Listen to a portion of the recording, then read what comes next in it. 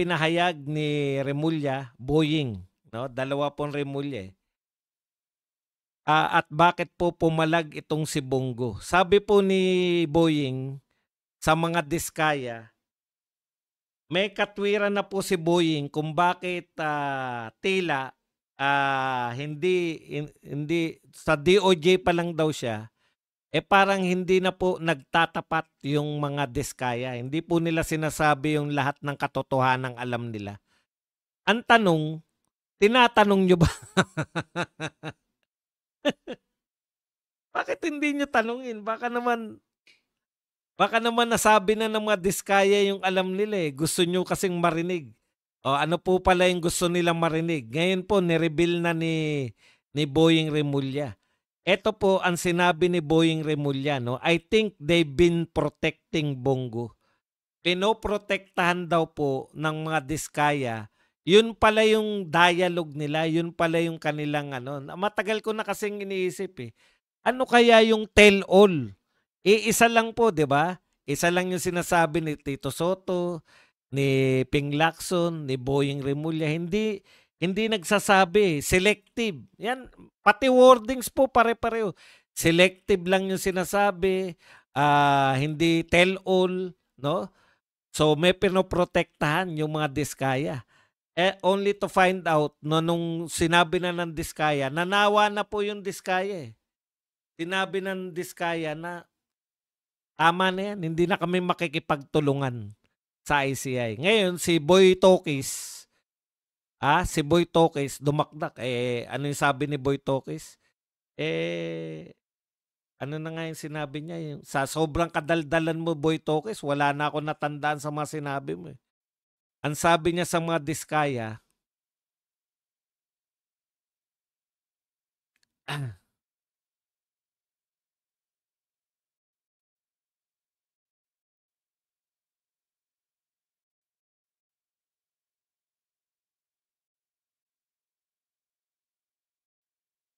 eto, Kung hindi sila magko-cooperate, wala na raw siyang magagawa. pasensyahan tayo. Di ba? Ganun lang naman kasimple yun. Kala mo may Binigyan nagagawa na nga sila ng pagkakataon ng ICI na mag-cooperate. Pero ngayon, hindi sila magko-cooperate. Well, lahat ng mga kaso against them, talagang, ano yan, wala nang possibility na mag-state witness o ano. Binaliktad pa, eh. Kayo nga, yung ICI nga yung nagsabi na hindi nila kukuning state witness. Kaya sabi ng diskaya, bakit pa kami makikipagtulungan sa inyo kung wala naman kaming pag-asa maging state witness? So binabaliktad nila ngayon yung diskaya, ang sinasabi nila, kaya pag hindi na kayo state witness, hindi na kayo makikipagtulungan. Natural. 'Di ba? May ginawa silang kasalanan. Sino ba namang magsasabing wala silang ginawang kasalanan? Alam na natin yun, eh, may ginawa silang kasalanan. Gusto nga nila mag-state witness precisely para mapatawa, para wala silang gusto nila makipag-cooperate para maligtas nila yung sarili nila. Kung hindi nila kayang iligtas yung sarili nila, bakit pa sila makikipagtulungan para ipahamak yung sarili? Yung purpose nga nila ng pakikipagtulungan sa gobyerno para mawalan sila ng kasalanan. Magtapatan na tayo. Ganun talaga yung mga star witness. Walang mangyayari. Kaya tuwan-tuwa ngayon si Martin Romualdez. Bakit? Una, hindi na nagpapakita si Gutesa. Ikalawa, dalawa lang po yung nandamay kay Romualdez, eh. Si Gutesa at saka itong mga diskaya, eh. Pag hindi na po nakipagtulungan yung mga diskaya, wala nang testigo laban kay Martin. Pag walang testigo, walang kaso. Oh. Ang matindi pa nito, si Martin pa ang balak na gawing state witness. Dahil alam niya yung lahat na yung katwiran dapat yung state witness, alam yung lahat. Natural. Siya pinakamalaking parte. Bakit hindi niya malalaman? 'Di ba? Iyan yung problema nitong 'tong investigasyon natin dito, eh. Ikalawa, pwede naman palang tumanggi diyan sa ICI na 'yan, wala rin silang magagawa. Ang tagal-tagal nating krineate yung ICI, 'pag sinabi pala ng, iniimbitahan na ayaw ko na makipagtulungan, wala silang magagawa. Bakit? Wala silang contempt power. Kung walang contempt power, hindi nila puwedeng pilitin. Kung ayaw na, sabihin na, "Ayaw na namin." Tapos na ang ICI. Eh, kung ma-realize yan ng mga puwede pala yun, tumanggi ka, o puwede.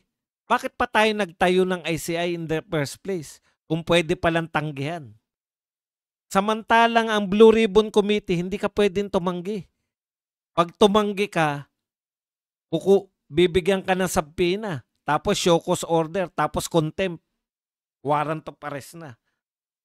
Yung ICI, kahit hindi ka umattend, tignan natin kung anong gagawin nila kay Saldico. Wala silang magagawa kay Saldico dahil wala silang contempt power. Hindi nila pwedeng i-contempt. Kung Senado ang nag-imbita kay Saldico, pwede na nating i-contempt si Saldico dahil hindi siya dumalo. Pwede na nating issuean ng warrant of arrest. Pag may warrant of arrest, pwede nang pakuha si Saldico.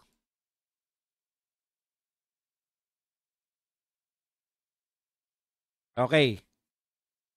Punta tayo rito sa balikan natin yung sinabi ni Boying Remulla.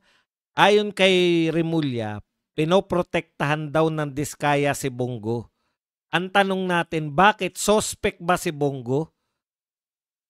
Sa lahat po na nag-iimbestiga, wala po ako narinig na mayroong resource person, both houses sa House of Representatives at saka sa Senate, wala po akong narinig na nagsabi na si Bongo po ang nag-utos sa amin, si Bongo po ang nag-insert, si Bongo po ang nag-utos sa amin na gumawa ng proyekto na yan. Si Bongo po ay may nakatanggap ng 25% to 30%. Eh baka takot lang yung mga testigo kay Bongo? Paano ka matatakot kay Bongo? Senate President nga. At that time, Senate President pa po si Chis Escudero nung pinagbintangan. Diba? Senate President nga, hindi kayo natatakot eh. Yung mga testigo, sinasabihan si Senate President na may porsyento eh. Yung mga senador nga, si Jinggoy at saka si Joel Villanueva, si Jinggoy po, at that time na siya ipinagbintangan, Senate pro tempore. Pangalawa po siya sa pinakamataas sa Senado. Parang late na yun nung natanggal na si Chis, di ba? Tsaka diniin eh. Pero nung ang unang dinidiin si Jinggoy tsaka si Joel Villanueva, mga senador sila. Yung isang majority floor leader. Matataas po ang tungkulin.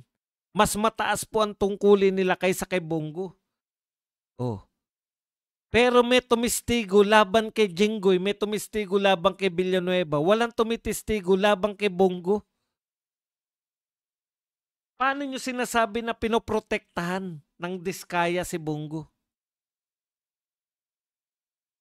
May narinig ba tayo na may tumistigo kay Bongo na pinadadalan siya ng 30%, 20%? May mali-maleta bang binigay kay Bongo? Paano po protektahan yung hindi naman sangkot? Yun yung problema natin dito eh. At saka, yan pa rin ang uunahin nyo. Sabi nga, 421 ang possible na ghost project.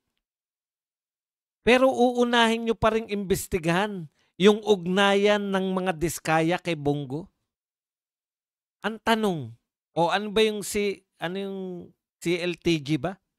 Yung construction company daw po ng mga kamag-anak ni Bongo. Titignan daw nila yung ugnayan. Bakit po? Meron po ba na ghost project yung construction? Hindi ko po pinagtatanggol si Bongo. Pero natitiyak ko po sa inyo na walang ghost project. Bakit? Nakabantay ang media. Alam niyo po,